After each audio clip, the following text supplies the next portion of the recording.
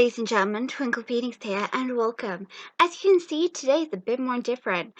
I've been spending the whole entire morning writing a poem, and this is the video in which I'm going to put my whole entire poem in. So, obviously I've stuck my name everywhere for a particular reason. Somebody actually decided to be a butt and try to steal my artwork. I've actually noticed some people have actually taken some of my artwork from my divine art and stuck them up on Instagram without my consent. Shame on you people, really? You stole my Oswald? Come on. Don't use my things without my permission. Ask first before taking, or it just makes me really pissed. So, this is a poem I wrote this morning, inspired by none other than Oswald from FNATI The Treasure Island's character. And it's written and narrated by myself. Thus, all rights to the poem belong to me, and I made it for you guys to enjoy. And I made this thing look all lovely and pretty, including my little mascots there, my face there, my name's everywhere. So if you guys hear my poem anywhere else, please let me know, and please inform them to take my poem down, because you have no idea how hard it was to get everything to rhyme and make sense.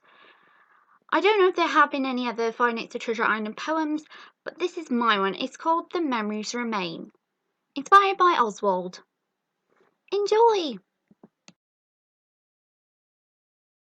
Fur as black as coal, with eyes that pierce the very soul. Although you are often silent, and rumoured by Lisa not to be the least bit violent, more of a mischievous pest, the least likely to make a bloody mess. Never once had you imagined that you too would be abandoned. Your prayers echo every night, begging anyone to save you from your plight.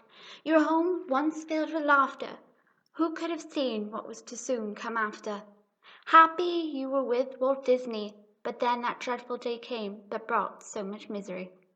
After that day when you were taken, it would also mark the day you became forsaken, noosed and richly of his passing, your tear-stained eyes, and that all too familiar laughing. There would soon come a day you would be returned, but that was no longer your concern. For you see Oswald the rabbit still had his luck, as he gazed down at the head of Donald Duck. Yes, he was here now, and what had happened then, the memories of being abandoned, no, never again. For he had a new home, a new family, finally he could live happily.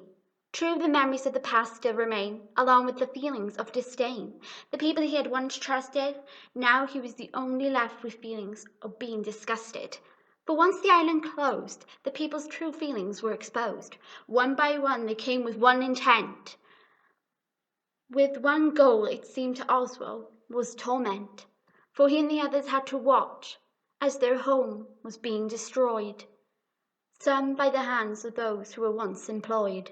Bitter at the thought they were now unemployed, as they clearly were overjoyed, having finally vented their anger, and thus the island's inhabitants soon found their final answer.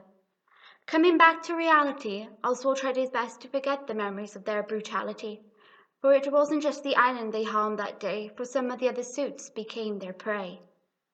Oswald looked down to his feet at the discolored concrete. A single gleaming tear fell as the pain in his heart began to swell. He remembered everything, the sights, the sounds, and the smell. But he didn't need to dwell. The memories of the past are just that. Suddenly he felt a very light tap. Looking behind him, he couldn't help but smile, his posture never once becoming hostile. There she stood, the one who gave him what he craved, smiling back at the bunny who she had saved. Were more like they had helped each other. Behind her the others entered, one after another.